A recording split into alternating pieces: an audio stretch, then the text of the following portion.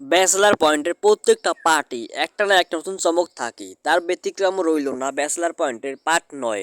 আপনারা জানেন যে ২০২৫ সালের মাঝ বরাবর দিকে ব্যাচেলার পয়েন্ট চরিত্রে সিজন ৫ রিলিজ হয়েছিল কাজল আরিফিন অমিত এর হাত ধরে। সর্বশেষ এই ফেব্রুয়ারি মাসে রিলিজ হয়েছিল ব্যাচেলার পয়েন্টের পার্ট ৯, যেখানে ৮টি পর্ব ছিল। 64 থেকে 72 পর্ব পর্যন্ত ৫৬ থেকে ৬৪ পর্বের দিকে দেখা গিয়েছিল কাবিলার শালা আসছে রোকেয়ার কাজিন, তাকে নিয়ে ৫৬ পর্বে এবং এবং ৬৫ থেকে ৭২ পর্ব পর্যন্ত সে রয়েছে কাবিলার কাজিন আই রোকেয়ার কাজিন লাগি না সেই কাবিলার শালা। তবে এই ৬৪ থেকে ৭২ পর্বের দিকে কই আসে এটা কি জানেন? চলুন এবার জেনে নেই কে নতুন চমক।